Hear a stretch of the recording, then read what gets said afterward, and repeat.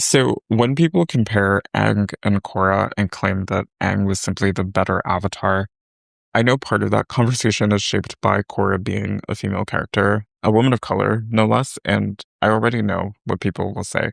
But people loved Katara, they loved Toph, Azula's beloved too.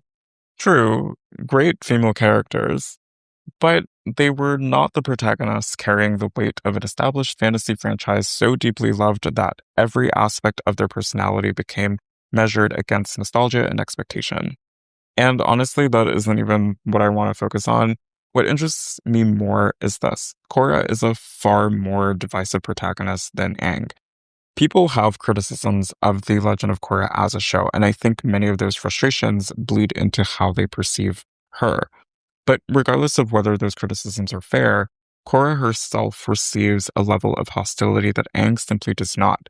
I do not see the same intensity of dislike toward Aang.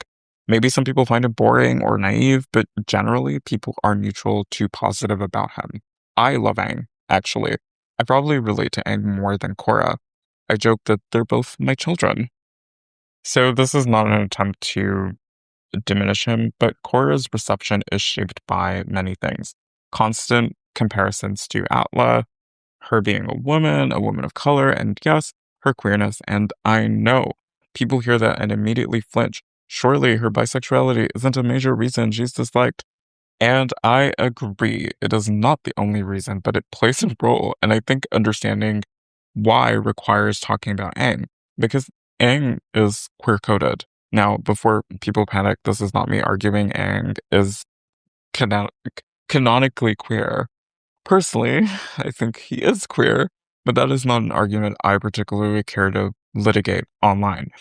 What I am saying is that Aang embodies many traits commonly associated with queer coding.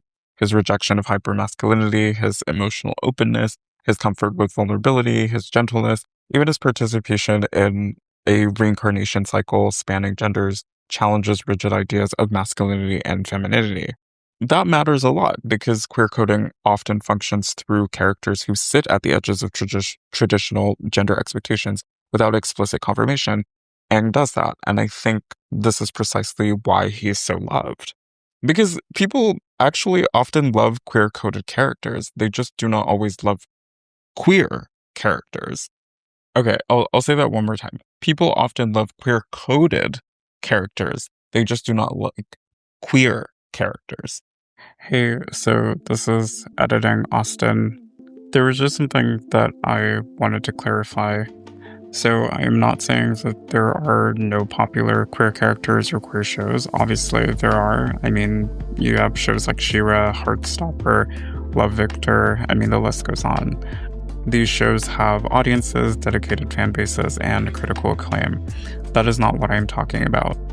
What I'm referring to is something a little bit different, right? So the distinction between media that is treated as for queer people or for a particular audience, and media culturally positioned as being for everyone. Because mainstream franchises, right, so like anything Marvel, Game of Thrones, Stranger Things, even Avatar, are generally assumed to represent a universal audience. And when major queer characters appear in these kinds of franchises, they often become disproportionately polarizing. So Korra, think Will Byers from Stranger Things. Think about how quickly discourse shifts once queerness becomes more explicit.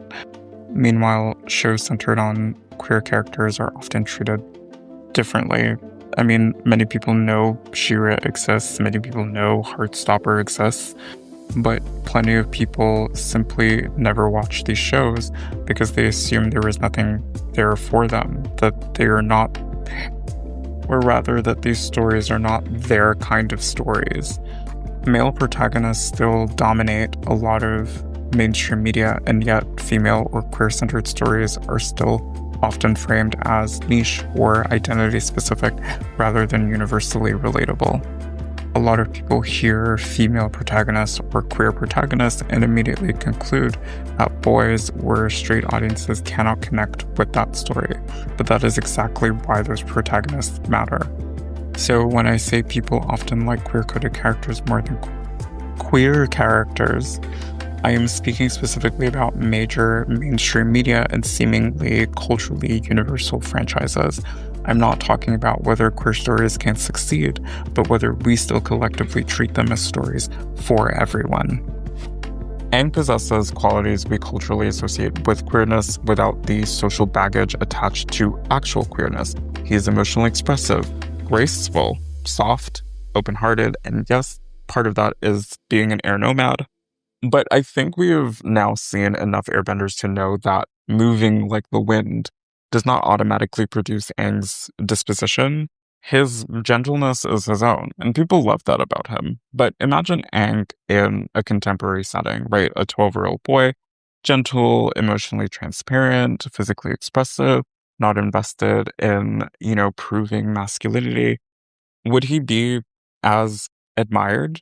I mean, maybe in some spaces. I think younger generations have complicated and sometimes more flexible relationships to gender expectations, but broadly, I find that harder to believe because, fantasy creates distance and distance makes gender nonconformity feel safer, which is why I think people often embrace queer-coded characters while resisting actual queerness.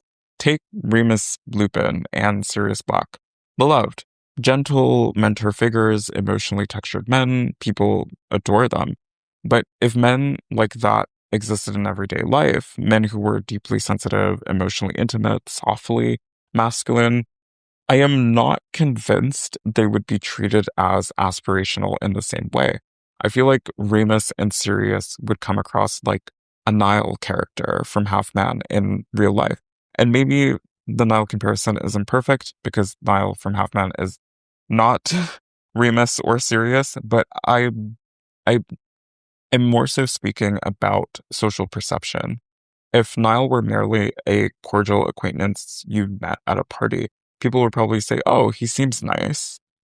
But nice does not always equal respected. And the reason that distinction matters is because fiction allows us to romanticize forms of masculinity that reality still punishes. And that brings me back to Korra, because we have examples of beloved female characters who are queer coded but not confirmed queer. Elsa, Buffy Summers, people love them, but Korra is not merely coded. She is queer. And unlike Elsa or Buffy, she does not present in a conventionally feminine way either. I know people will bring up Toph, and I love Toph, but Toph is not a protagonist. We meet her when she's very young. I think she's about Aang's age, so 12. Her tomboyishness is filtered through childhood and comic relief. We still know surprisingly little about her, but as for Korra, we meet Korra as an older teenager transitioning into early adulthood. She is brash, impulsive, opinionated, competitive, not particularly interested in traditional feminine things. It's hard for her to back down from a fight. And if Korra were a straight man, far more people would like her. There are countless beloved male protagonists who share her exact flaws, which is why I wish there were some deeply complicated explanation for why her queerness contributes to her divisiveness. But honestly, it's just queer phobia. Take almost any beloved queer-coded character and confirm their queerness, uproar. I know I bring this example up often, but look at Will from Stranger Things. The earlier seasons hinted at his queerness. Season 4 confirmed it, and suddenly the language around him changed. Now he was annoying, useless, throwing himself at Mike. The hostility intensified not when people suspected his queerness, but when it became undeniable. And that is the pattern. We love characters like Aang, Mike, Eleven, Zuko, May, Captain America, Bucky, Styles. And part of why we love them is because they disrupt gender expectations, but we do not collectively work to produce these same people in real life. Why? Because there is a difference between queer coding and queerness, between enjoying gender nonconformity in fiction and accepting it socially. Many of the characters we admire remain fictional partly because queerphobia limits what kinds of people feel culturally acceptable in reality. Acceptance of different gender expressions does not come without queer liberation. The dismantling of cis-heteronormative patriarchy does not happen without queer and trans liberation. So as we continue loving characters like Aang, let us remember we could have more Aangs in real life if we allowed that. And maybe it matters too that Aang came from a culture where queerness was more accepted. Look how he turned out. Great, right? Almost like he was not raised inside a system insisting that your worth depends on how successfully you perform being a man.